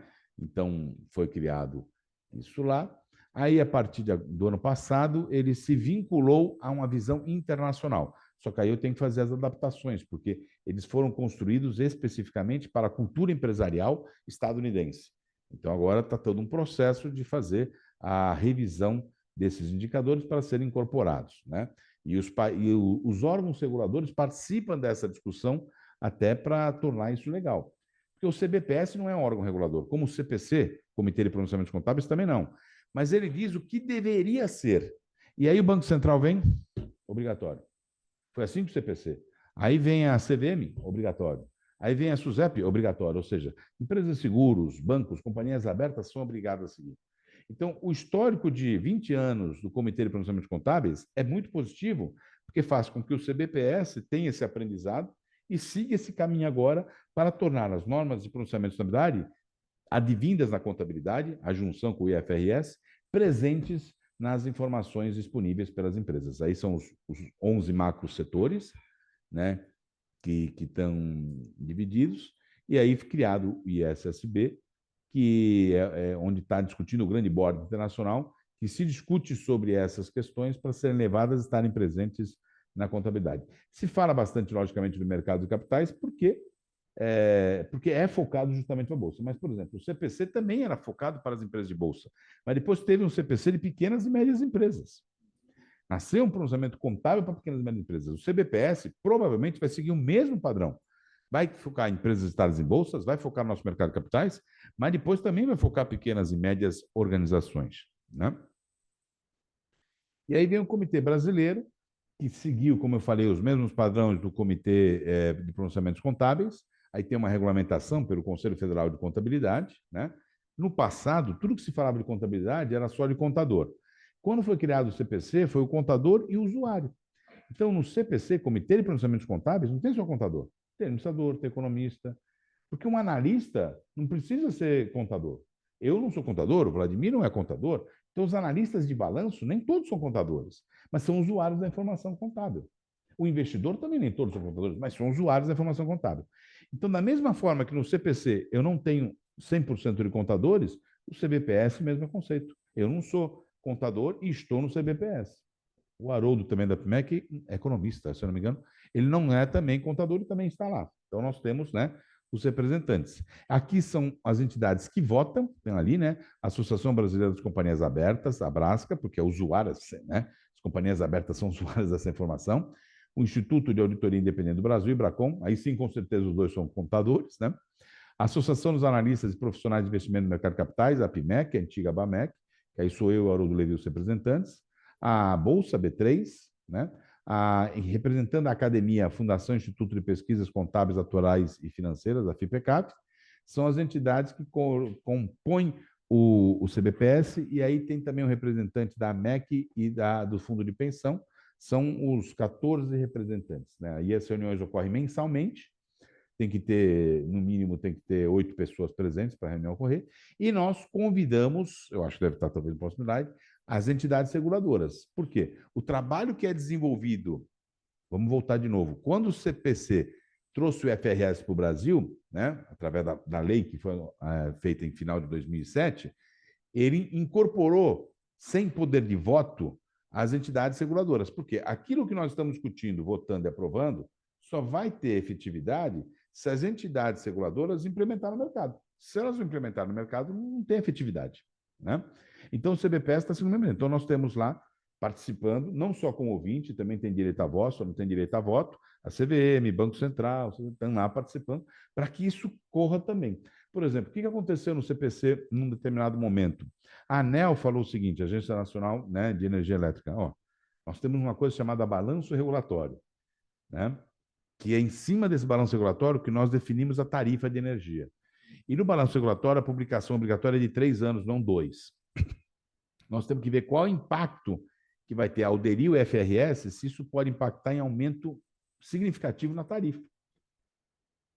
Porque como eu uso o balanço regulatório tarifário, e se eu abandono esse balanço regulatório tarifário e falo agora o nosso balanço vai ser FRS, eu tenho que ter a certeza de que isso não pode impactar num aumento substancial na tarifa.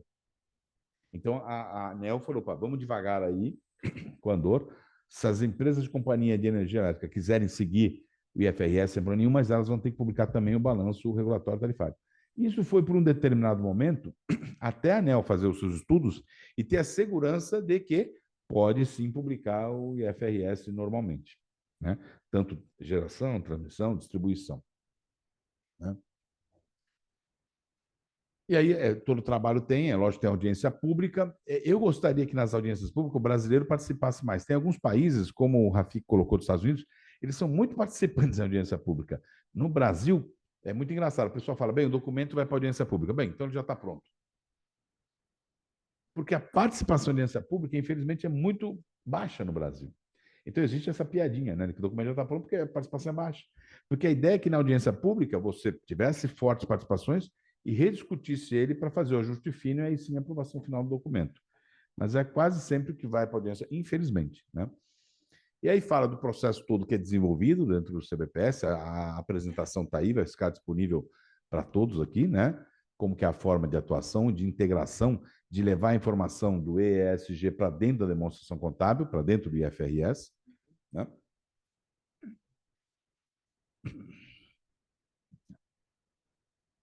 Aí aqui é só aquela questão da importância do contador, porque a gente está falando muito... Quando você fala do Comitê de Pronunciamentos Contábeis, é fácil falar de envolver o contador.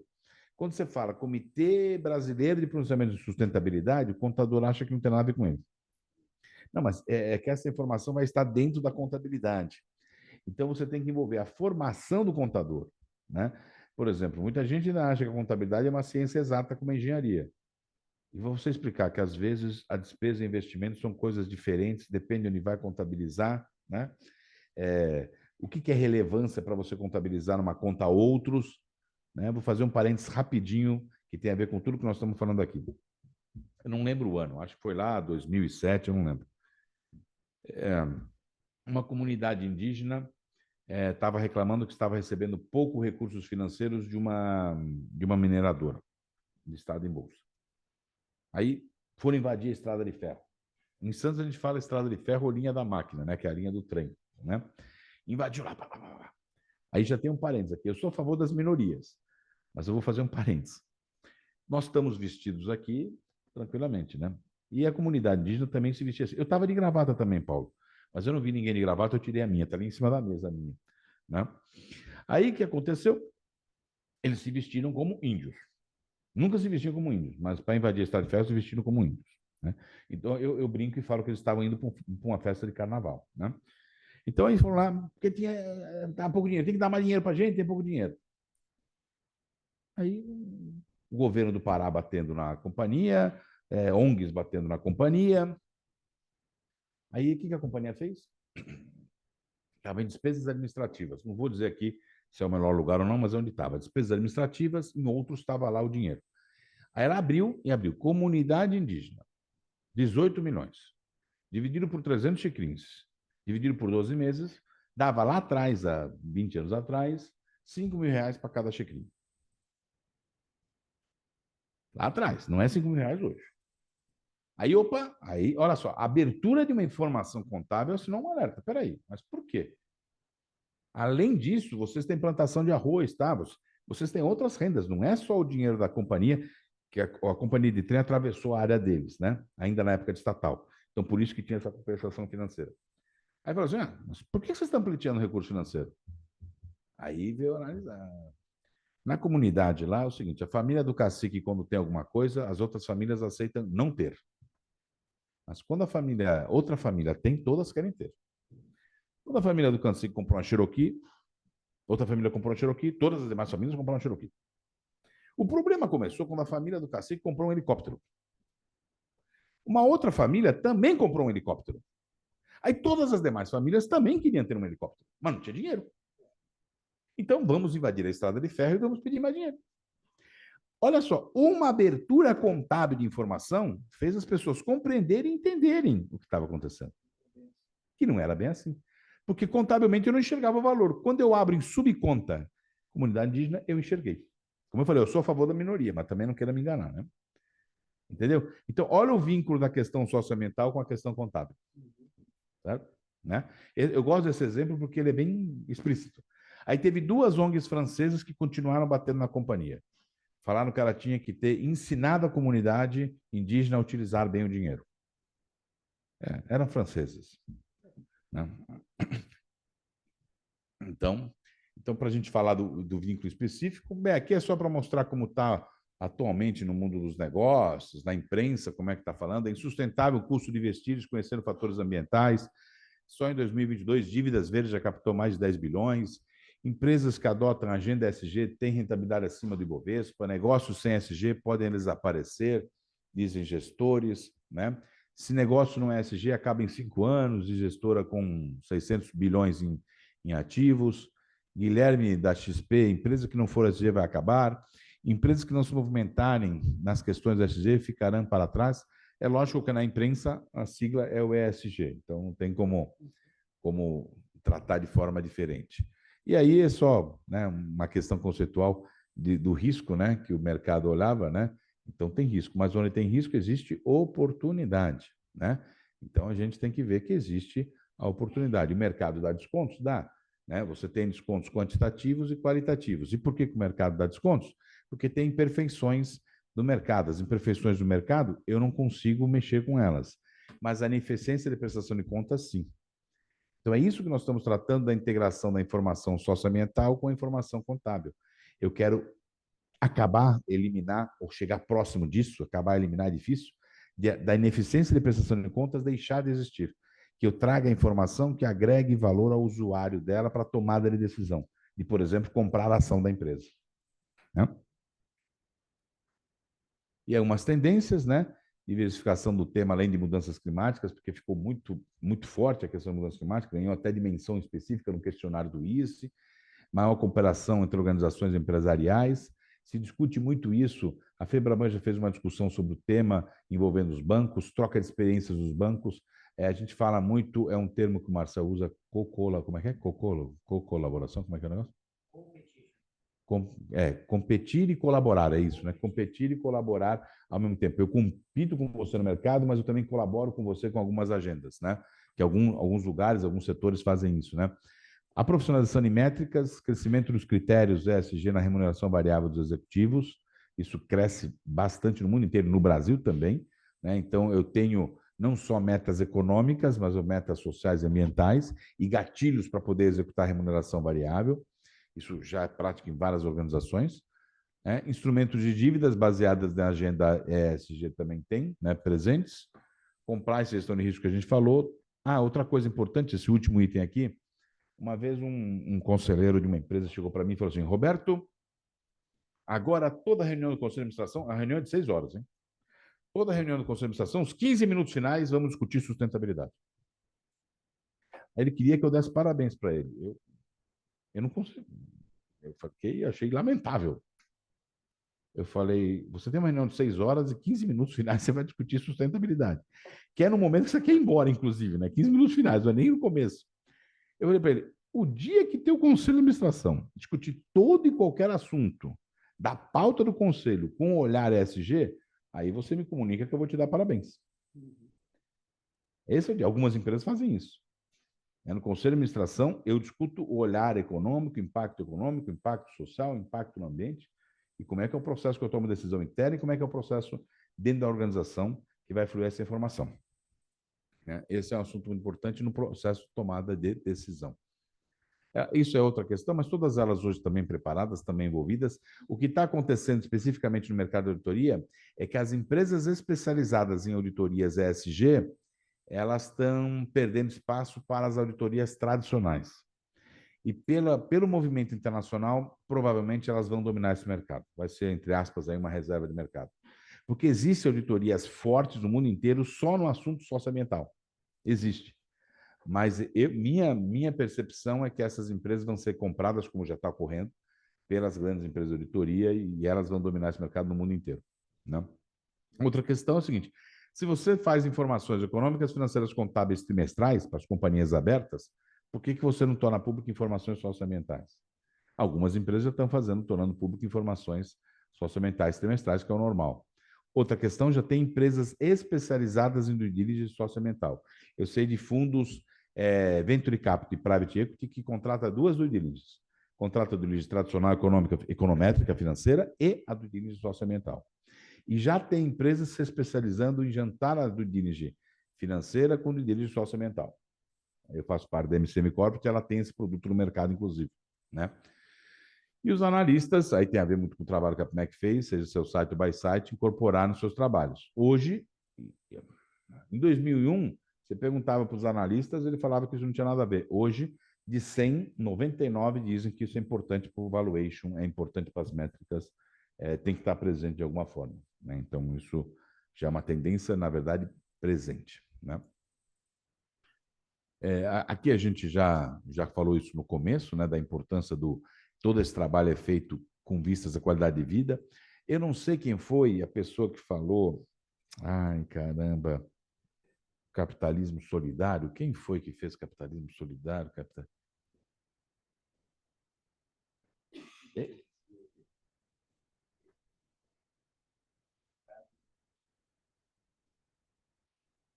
É com as agências, não controlada, quer dizer, eu me esqueci, mas foi ele que falou essa frase, não era solidário, era regulado. Regulado. Então, porque... Exatamente, economia de mercado regulado, que são as agências, a necessidade das agências de regulamentação. Na verdade, é isso. A gente está vivendo um momento que eu costumo dizer que é o seguinte: nós estamos no capitalismo, no feudalismo. Se você chegasse no século V e tentasse explicar para um cidadão o que era o capitalismo, você ia ser internado como um lunático, provavelmente. Então, ninguém consegue explicar, mas nós vamos ter uma evolução do sistema. Eu não estou dizendo que nós vamos para o comunismo, socialismo, porque eu também não acredito nisso, não. Mas nós vamos ter uma evolução do sistema capitalista com qualidade de vida. E isso vai ter algum nome. Algum nome vai ter esse negócio. Né? Mas vai ser diferente do que Adam Smith defendeu. Nada contra Adam Smith. Até porque Adam Smith tinha um conceito muito interessante que ninguém fala. 2,5% da população vai ser rica porque vai acumular mais. 2,5% ele colocava. 2,5% vai ter necessidade porque, eu vou falar uma palavra feia aqui, vai ser preguiçoso, vagabundo, vai ser pessoas que não vão querer trabalhar. Então, elas vão ter necessidades, o Estado vai ter que ajudar. E 95% da população vai ser classe média. Ele não falou isso em termo classe média, mas se você for ler a riqueza das nações, é isso que ele defende. Só que esse capitalismo nunca existiu. Para existir o capitalismo que cada vez me defender, nós vamos ter que mudar o nome e ter outra coisa. Porque é isso que ele defendeu. Ele defendeu que pessoas vão se sobrepor no trabalho, vão trabalhar além da necessidade e vão acumular capital. 2.500%. 2.500% não. E o que é o meio? O meio, ele não deu esse nome, é o que hoje a gente chama de classe média, para ter qualidade de vida. Então é isso que a gente está vivendo, e eu acho que esse processo faz parte disso. Aqui,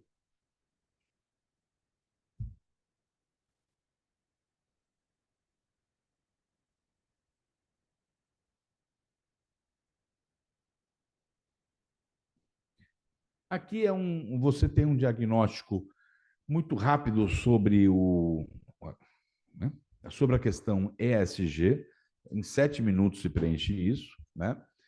Não vamos pedir para vocês fazerem isso agora, mas está aqui, a apresentação vai ficar com vocês, tá? Vocês têm isso aí com vocês, vocês podem fazer, depois entrar em contato com a Blue Compass para ter maiores informações, conseguir aí avançar nisso, quem quiser avançar nesta agenda, né? Esse diagnóstico é gratuito, né? É free, né? E em 7 minutos você preenche e você recebe um retorno sobre como a sua organização se encontra em relação à agenda ESG, né?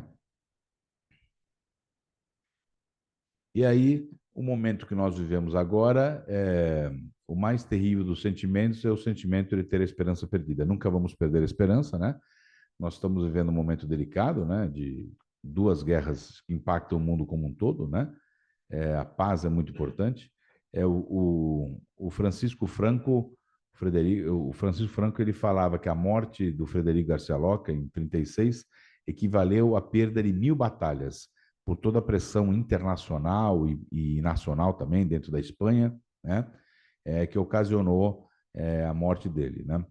Então, essa frase tem muito a ver com o que a gente está vivendo, que a gente tem esperança, né? Que a agenda SG contribua para isso e que os líderes mundiais percebam a importância dessa agenda para a gente caminhar uma construção de uma paz duradoura, né?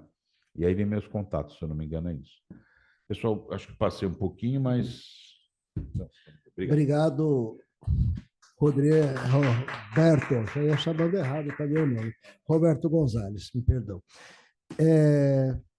Poxa, um tema interessante, né? Essas questões das responsabilidades. Me alegra pelo lado do contador ali, né? Sempre mais trabalho para ele, como sempre, mas é a valorização do contador. Está lá o Luiz aí, que é contador, né? Está ali, esposo, e temos na plateia, com certeza, aí outros contadores.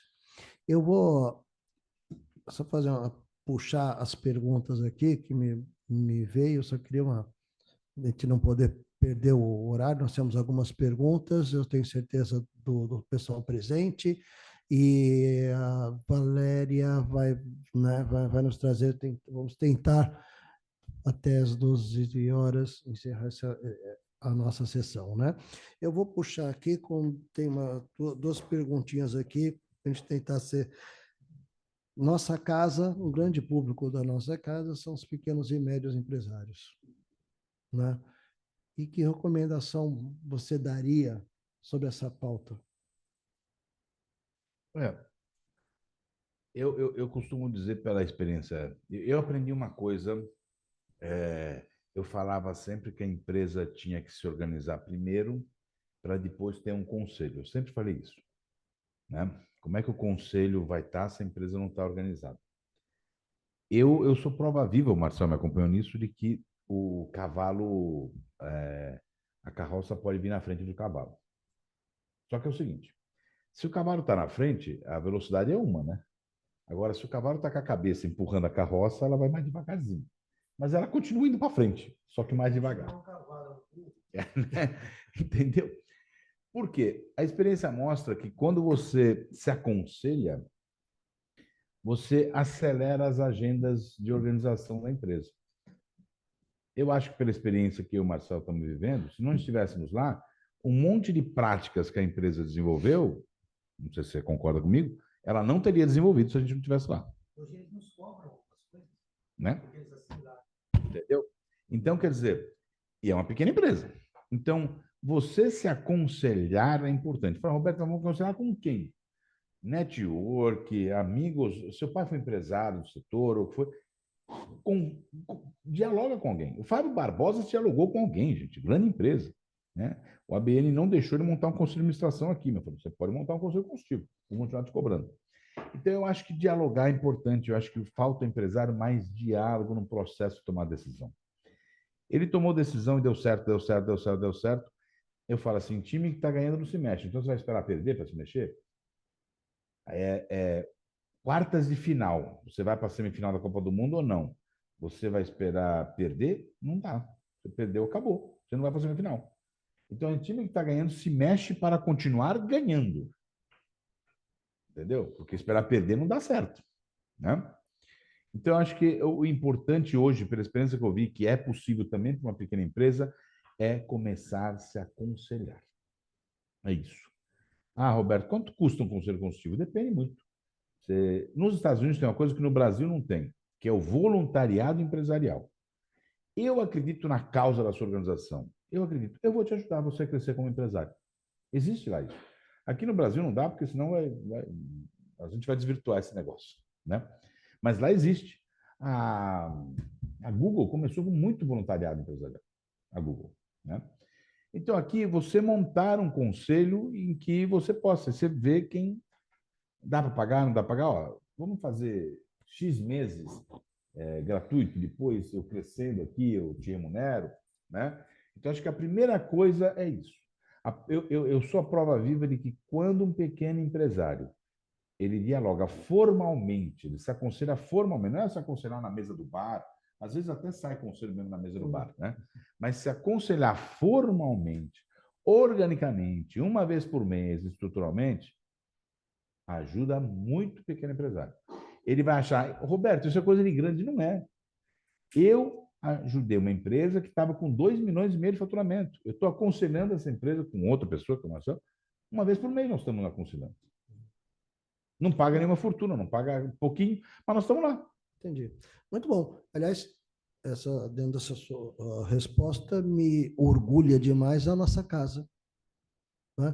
Temos aqui o Conselho de Orientação de Serviço, agora nós temos o núcleo, né, societário, que está aí sempre pensando, né, buscando, trazendo as pautas para trazer esse nosso associado, não deixando ele sozinho, sem saber dos acontecimentos. Então, acho que essa pauta e com o que ele falou, realmente nossa casa, sempre a nossa querida associação comercial, sempre na vanguarda aí e junto com os empresários buscando o melhor dela.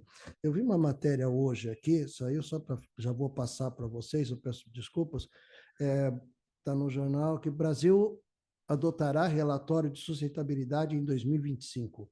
A nova regra da CVM reflete normas internacionais que visam melhorar a confiança na divulgação de empresas. Pode responder rapidinho para a gente abrir a... CVM teve o 20º, acho. Teve o 20º, acho que foi o 20º Congresso de Normas Contábeis, né? Onde o presidente da CVM sinalizou algo parecido, né? Que seria voluntário em 2024 e obrigatório em 2025 para as companhias reguladas por ela, CVM, companhias abertas, né? Eu acho que antes tarde do que nunca, né? Então tem. Só que assim, nós temos que correr, acelerar, porque quando fala que todas vão ser obrigatórias, eu estou falando de todos os setores, né? Eu acho que inicialmente deve ser o IFRS S1, S2, né? Que vai ser. A CVM está parte do CBPS. Eu acho que a CVM ela quer que essa agenda acelere, até porque ela é uma agência autônoma, né? Ela tem diretores, cada ano é indicado um diretor, né? E assim, depois de 2026, a gente não sabe o que vem. Então, acho que a CVM também, posso estar enganado, ela também está pensando nisso, em fortalecer essa agenda. Ela está. Porque quando cria raízes, é mais difícil cortar, não é? Então, criar raízes, porque o que virá depois de 2026? O que virá a partir de 2027?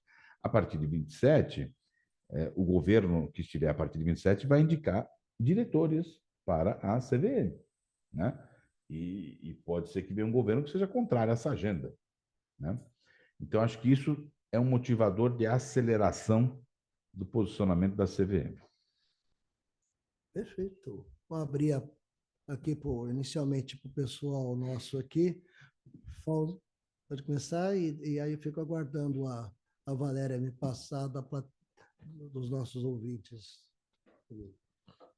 Roberto, é um prazer estar aqui com você. Principalmente saber que você faz parte de um grupo de pensadores que começou com José Bonifácio e acaba no Roberto, né? Está aí pensando. Respirou os ares da caneleira para poder se inspirar nesse trabalho todo, né? E frequenta as mesas de carambola do Centro Espanhol. Então, muito bom. Excelente. Mas eu gostaria de escutar, com relação aos assuntos que são tão relevantes, aí a própria falência que a gente vê nas megalópolis e metrópoles, no sentido da qualidade, da incorporação e do custo que isso está tendo tudo para a sociedade, né? Existe um conceito criado das cidades 15 minutos, né? E eu, quando estive lendo a respeito disso, achei extremamente interessante, mas precisa de um engajamento gigantesco, né? Para uma mudança de frequência até mental das pessoas, né? Como você vê isso? É uma implantação real? Uma outra coisa, trazendo para os assuntos empresariais, você acredita que as empresas que investirem nisso, vão ter impactos favoráveis, que participarem desse planejamento, vão ter impactos favoráveis na sua linha de resultados, efetivamente, o resultado em se tratando institucional e em se tratando financeiro? E se você tem alguma noção se está sendo planejado um prazo de implantação para isso? Vamos lá. O José Bonifácio, ele já era deputado. Tem trabalhos escritos dele sobre o uso do óleo da baleia, né? Se matava mais baleia do que elas eram produzidas. Então, nós vamos ter óleo. Desculpa, obrigado. Então, o José Bonifácio já era sustentável, né? Porque se eu estou matando mais baleia, eu vou ficar um dia sem óleo, eu não vou poder ter iluminação, né? Que na época era a base da iluminação, né? E ele já tem artigos defendendo isso. E o tal do minério que a gente usa para os celulares, que eu esqueci o nome agora, foi ele que descobriu. Ele é o único brasileiro na tabela periódica, é o José Bonifácio. Obrigado. Né? É o único brasileiro na tabela periódica, né? É um gênio que é muito pouco valorizado no Brasil, mas tem um motivo do porquê que ele é pouco valorizado. A República acabou com a história dos monarquistas. Então, a República enalteceu mais o Gonçalves Ledo, no período da independência, do que o José Bonifácio, porque o Gonçalves Ledo era republicano, né? E o José Bonifácio era monarquista. Na verdade, não era monarquista, ele era pela solução de manter a unidade territorial. Na visão dele, uma república, o Brasil não seria um país só. Eu concordo com ele nesse aspecto, né? Então, muito bom saber. E se você quiser, domingo tem um cozido no Centro Espanhol, lá em Santos, viu? Então, né? Em relação às cidades, tem vários programas de cidades visando a agenda ESG. Tem vários agentes, o CPC mesmo tem em relação a carbono, né? Muito envolve mobilidade urbana. Tem uma cidade agora que está investindo fortemente na Europa, justamente nos 15 minutos, né? É que eu esqueci o nome agora, mas envolve uma mudança completa de paradigma. E a cidade que está sendo estudada, não tinha esse conceito em 92 ainda, mas em 92, Barcelona era um caos. E o que fez Barcelona desvirar um caos foi os Jogos Olímpicos, porque eles tiveram que replanejar a cidade inteira. Barcelona era um total completo caos, em todo sentido que você puder imaginar. E aí, como eles tiveram que replanejar a cidade para as Olimpíadas, eles ficaram uma cidade muito mais tranquila, com fluxo de pessoas, etc. E está sendo estudado isso. Por quê? Porque foi um caso positivo que ocorreu, diferente de Atenas e diferente do Rio de Janeiro, né? Que não souberam utilizar para esse sentido. Então, tem várias iniciativas para isso. As empresas, assim, prazo para as empresas. É uma grande discussão sobre qual o papel das empresas em políticas públicas. elas participam de políticas públicas, quer queiram, quer não, como eu falei, da indústria farmacêutica de Guarulhos. Se existe coleta seletiva de lixo em Guarulhos, foi por causa de uma empresa. Ela fez literalmente uma montanha de lixo reciclado, porque ela incentivou os funcionários a fazer coleta seletiva e trazer para a empresa, e a empresa fazia o serviço de coleta, contratou um terceiro. Só que os funcionários conscientizaram os vizinhos, e os vizinhos conscientizaram os vizinhos. Daqui a pouco a empresa virou recicladora de lixo, cara. Ela é indústria farmacêutica. Então ela fez uma coisa para chamar a atenção para que a cidade tivesse um programa de políticas públicas, né? Teve uma empresa do setor de alimentos em Jaraguá do Sul, que na região ali ela construiu uma ponte para facilitar o translado dos seus caminhões. Só que todo mundo economizou 30 minutos por causa da ponte. Isso é política pública. Ela teve autorização para fazer a ponte, teve, mas ela fez com o objetivo de melhorar o fluxo dela, só que melhorou o fluxo de todo mundo. Então, as empresas fazem política pública sem saber o que estão fazendo, né? Mas fazem. O que se discute mais hoje é uma participação mais efetiva das empresas nas políticas públicas. Quando o Carrefour foi para São Vicente, a discussão foi: o que você vai fazer aqui? Além de me trazer um transtorno de trânsito. Ele fez uma estação de trem, o próprio Carrefour bancou um monte de coisa ali, fez um posto de saúde, tá? Então, é política pública, né? O Brasil está aprendendo a engajar as empresas em suas políticas públicas, coisa que os americanos e europeus já fazem há muito tempo. Você acredita que isso impacta a linha de resultados diretamente? Porque o empresário, no fundo, ele quer o resultado, né? A questão é, como é que você obtém um resultado? Vamos lá, o Milton Friedman falava o quê? A função social da empresa é dar lucro, ponto final. E durante os anos 70, todo mundo concordou com essa frase. Só que o que as pessoas estão percebendo? Que para eu te dar lucro, eu preciso de outras coisas. Então, o pessoal está falando, olha, não é ponto, não, é vírgula. A função social da empresa é dar lucro, vírgula. Preservando, não manipulando, beneficiando a população local, entendeu? Então, tem as condicionantes agora, né? E com o tempo, as pessoas estão levando isso em consideração no hábito de agir.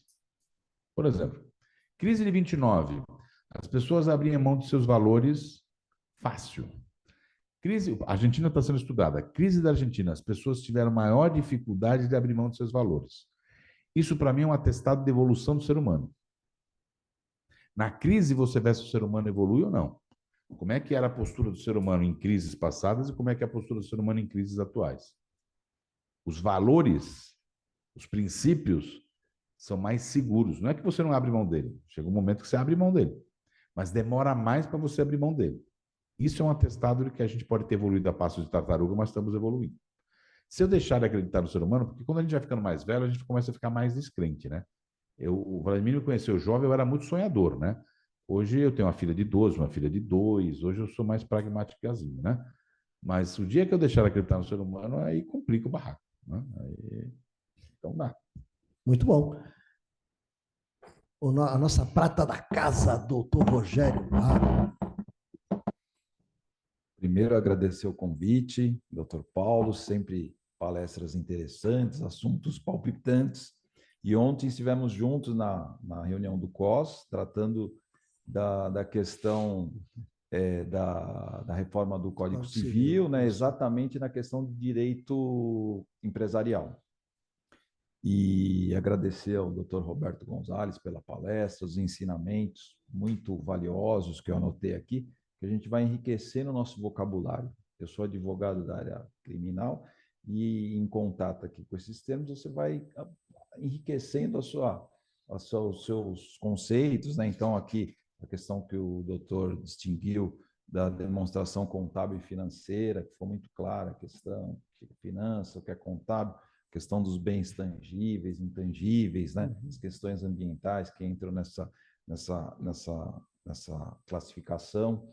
E trazendo com o que foi discutido ontem, que o doutor Paulo também participou, que nós estamos num momento assim, meio que a calhar, que existe essa reforma do Código Civil, que inclusive a Associação Comercial, sob a presidência do doutor Ordini, que está tendo esse encaminhamento de formular questões para que se tornem leis determinadas situações que hoje a lei não consegue regular. Uma delas, por exemplo, que ontem foi tema da dissolução das sociedades empresariais, que é muito complexo, essa questão de apurar haveres, né, o passivo, ativo, e eu acho que entra de encontro naquilo que o doutor trouxe para nós, esses ativos e passivos também, das questões ambientais, dos bens intangíveis.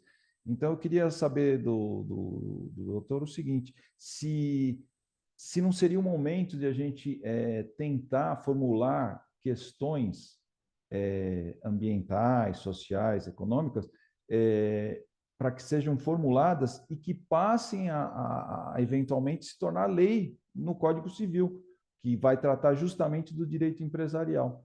Até o doutor Romeu ontem comentou que existe uma regulação bem específica para as grandes empresas, para as grandes corporações, mas que para as pequenas e médias a regulação ela é muito pobre.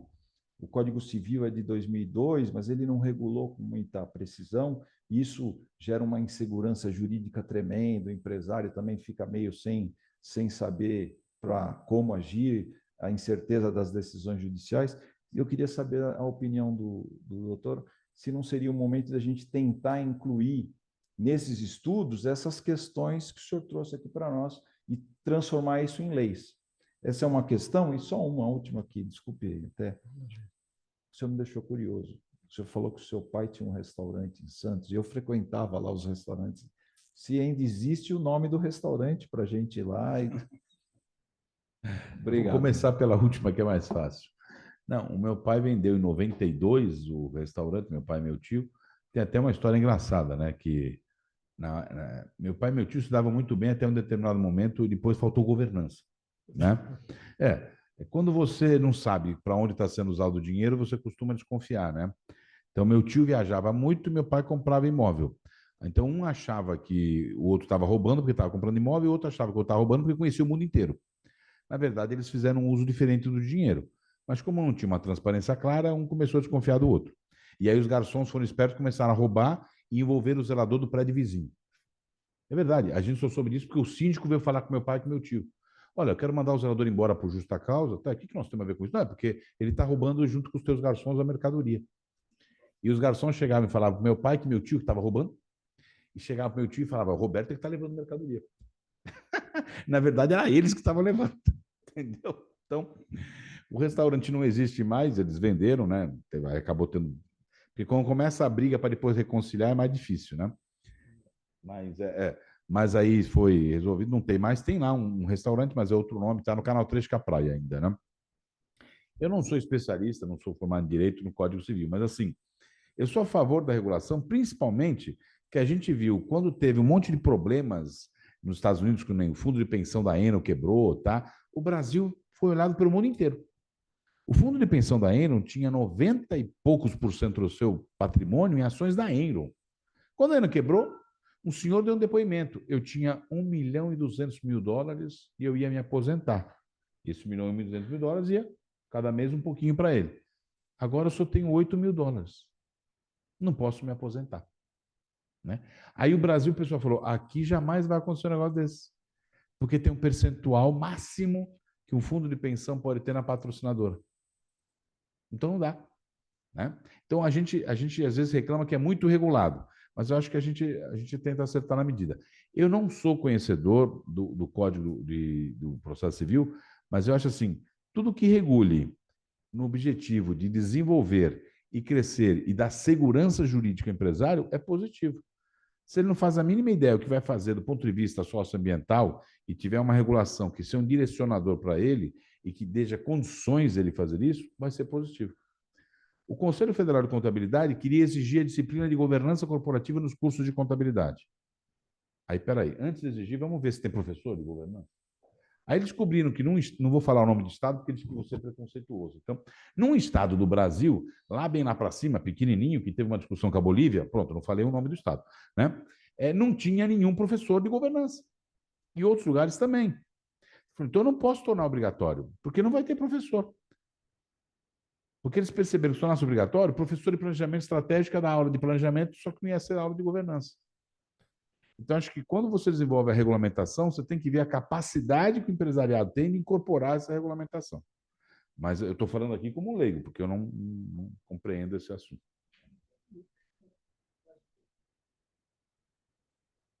Luiz, tá? Valéria, tem alguém na? Não? Então, Deixa eu só.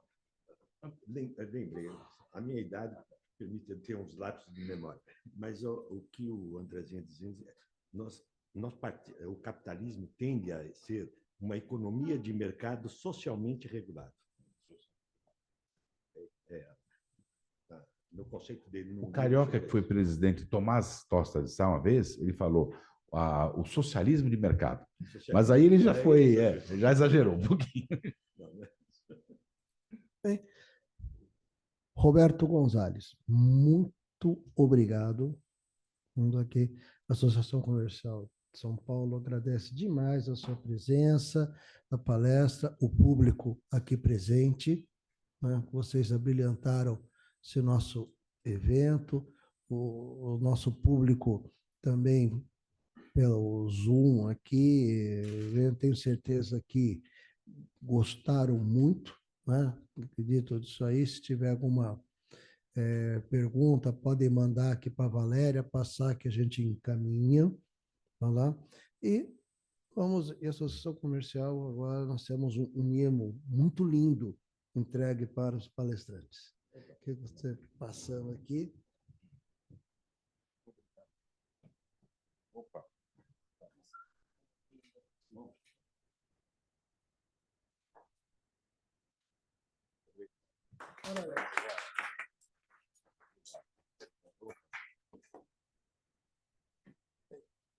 Agradeço.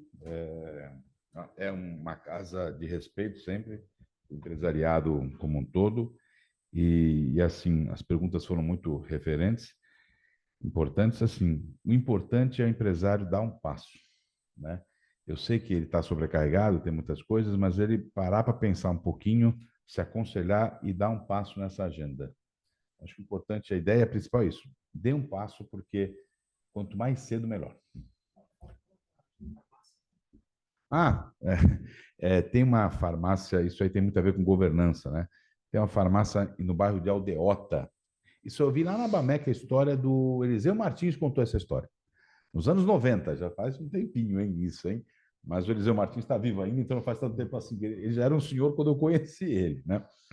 Era uma farmácia no bairro de Aldeota. Existiam várias farmácias antes de ter o Shopping Aldeota. E essa farmácia era o seguinte: você entrava na farmácia, o balanço estava no balcão. A primeira informação que você recebe é o balanço do mês da farmácia. Transparência. Ela não tem nenhuma obrigação legal disso, né? E ela resolveu fazer um conselho. Aí o conselho era os 2 sócios da farmácia, eles tinham que ter maioria no conselho, lógico, né? Os 2 donos da farmácia, o filho de um dos donos e a esposa do outro dono, 4. Então, 4 eles mandam de 7, né? E aí tinha um empregado escolhido pelos eles botaram lá, escolheram, da indústria farmacêutica, com aprovação da indústria farmacêutica, um propagandista, né? Aprovado a participação dele, e os principais clientes votaram numa urninha para um cliente fazer parte desse conselhinho. Se reuniam trimestralmente. No começo era na casa de cada um, não dava certo porque tinha cachorro, gato, tá? Então, vamos fazer almoço? Também não dava porque eu almoçava, fazia reunião. E aí eles viram que dava para bancar uma salinha no hotel. Um hotel simples, uma salinha, para fazer reunião na salinha. 3 meses. A cada 3 meses. Isso estou falando 2007, já fazia alguns anos, quando o Eliseu contou isso. No mês da reunião, o funcionário tinha com o aval do jurídico, não era a incorporação de salário. No mês da reunião, o funcionário recebia R$500, estou falando lá atrás, né? R$500. E também o da indústria farmacêutica também recebia R$500, com o aval da indústria farmacêutica, e o cliente recebia R$500 para poder gastar na farmácia, né? E discutiam a farmácia. Essa farmácia de Aldeota, quando o shopping veio, todas praticamente farmácias fecharam. Por quê? Dentro do shopping Aldeota tinha 2 drugstores, aquela mega farmácia. Essa farmácia ficou viva. Não só ficou viva, como abriu uma filial na Beira-Mar, lá na Praia de Iracema. Então, Eliseu Martins contava, está vendo como a governança dá certo? Até numa farmacinha. Parabéns. Colocado isto, encerramos mais um evento do nosso Conselho de Orientação de Serviço. não é, daqui nesse nosso mês de outubro, com essa chave de ouro aqui. Parabéns, obrigado a todos e até a nossa próxima reunião. Tenha um ótimo final de semana.